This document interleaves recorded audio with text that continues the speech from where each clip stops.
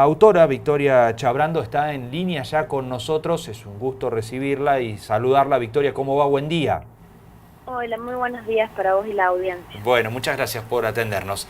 Bueno, es así esto, ¿no? Las raíces del vínculo entre los sectores estudiantiles y obreros van en la previa o nacen allí en la previa a la reforma del 18. Sí, bueno, te cuento un poco cómo fue el proceso de búsqueda hasta llegar ahí. A ver. En mi trabajo final de licenciatura, yo soy egresada de la Escuela de Historia de la Facultad de Filosofía y Humanidades, Ujú. y en el marco de mi trabajo final de licenciatura, yo puedo rastrear algunas vinculaciones que tienen que ver con militantes de los 60 que justamente tuvieron relaciones entre estudiantes que se vincularon con obreros y obreros que se vincularon estrechamente con estudiantes, y en su relato y en su memoria justamente hablaban de esta vinculación que es previa y que tiene una tradición en Córdoba que viene de principios del siglo. Entonces, un poco en mi trabajo intento buscar las fuentes, la documentación que me hable de esto que estaba en la memoria social de los militantes de los 60. Un abuelo de una militante, el padre de otro militante que también hablaba de esta experiencia. Ujú. Entonces, bueno, justamente mi trabajo final de licenciatura intenta rastrear esos vínculos. Entonces el objetivo principal fue ver cuáles son los canales de comunicación que se dieron para que eso fuera de ese modo. Ujú. Bien. Entonces, sí. ¿Y qué encontraste en aquel momento, digamos? ¿Qué tipo de documentación y de huellas encontraste, no? Bueno, primero hay que decir que hay una limitante que tiene que ver con el acceso a las fuentes escritas, porque Ujú. muchos de los archivos de los sindicatos de aquella época desaparecieron, ya no existen, ya sea porque se quemaron en décadas posteriores, por mudanzas, ya no hay registros escritos de archivos de sindicatos de principios del siglo.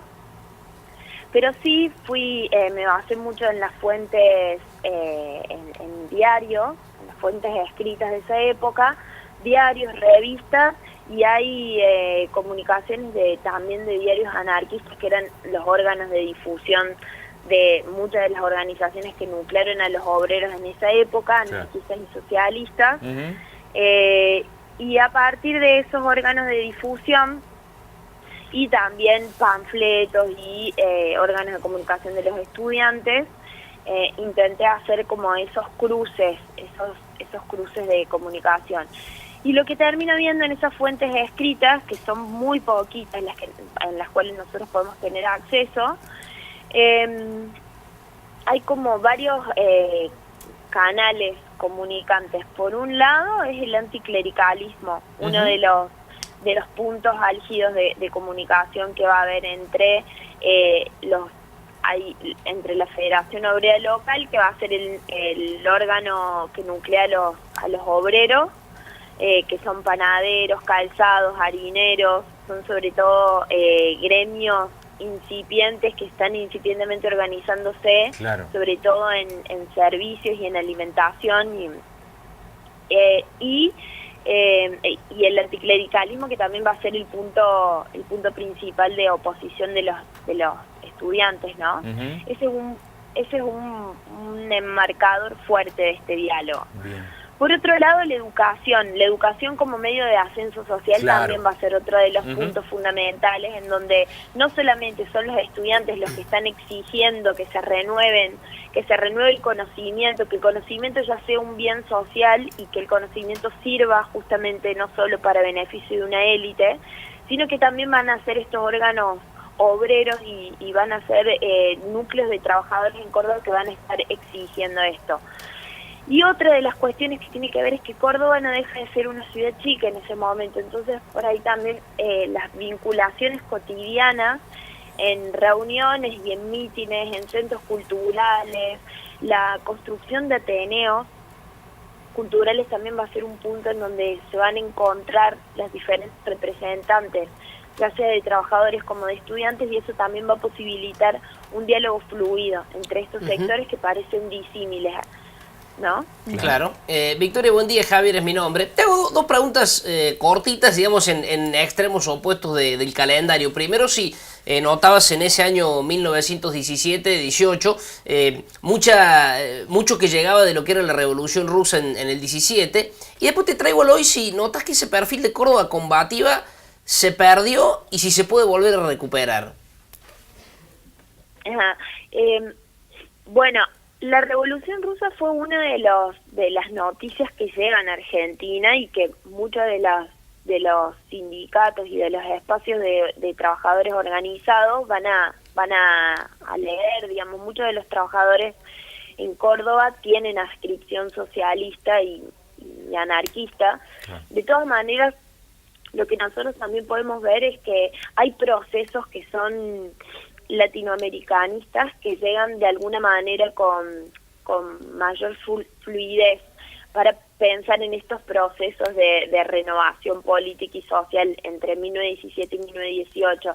Las vinculaciones que van a tener, por ejemplo, los trabajadores con intelectuales como Manuel Ugarte, que es uno de los principales protagonistas de la Revolución Mexicana, en 1913 va a ser como un punto también ahí para poder pensar de qué manera los trabajadores y las federaciones que nucleaban a estos trabajadores estaban de alguna manera pensando el acceso a la educación como un medio de ascenso social, por ejemplo. O que van a ver con buenos ojos estados latinoamericanos que están democratizando el acceso a esos espacios, ¿no? Claro. Eso por un lado. Y por el otro lado, la pregunta que me hacías en relación a la vigencia del cordobazo, la vigencia de estas relaciones. Bueno, hay una cuestión que justamente también a mí me lleva a poder pensar los vínculos, remontarme a 1917 para pensar los vínculos obreros estudiantiles también tiene que ver con posicionarme en el hoy en relación a eso. Entiendo que quedan grabadas en la memoria social y colectiva determinadas memorias que tienen que ver con las luchas y con la organización social y que de alguna manera esto es impregnado en las organizaciones, en los movimientos políticos que se dan. También entiendo que hay momentos en donde esa memoria no está encauzada. A lo mejor estamos viviendo un tiempo en donde esa memoria de unidad y de solidaridad no se termina de visibilizar porque no está encauzada en un propósito claro, pero sí me parece que de alguna manera está, que es parte de la identidad cordobesa. Victoria, Fernanda te saluda. Hola, buenos días. Buen día. Bueno, respecto de esto último que decís, hoy sería como más difícil, por así decirlo, construir estas identidades sociales bien definidas, tal vez. Sí, o a lo mejor están las identidades, lo que es más difícil por ahí es visualizar los propósitos de unidad.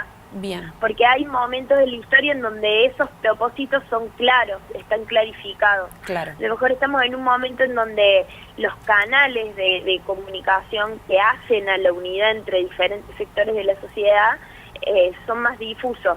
Estamos como en ese momento. La protesta social no sería hoy uno de esos canales como sí lo era en aquellos momentos. Sí, se puede pensar, claro, hay acciones que de alguna manera van delimitando diálogos entre diferentes sectores de la sociedad.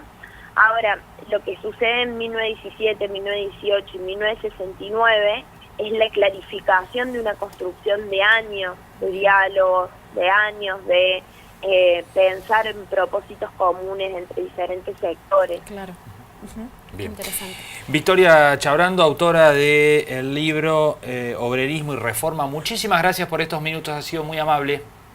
No, por favor, muchísimas gracias a ustedes y bueno, los que estén en Córdoba, Bien. que por ahí escuchen el programa, Sí. nos vamos a reunir el jueves a las 6 de la tarde en el Archivo Provincial de la Memoria. Bien.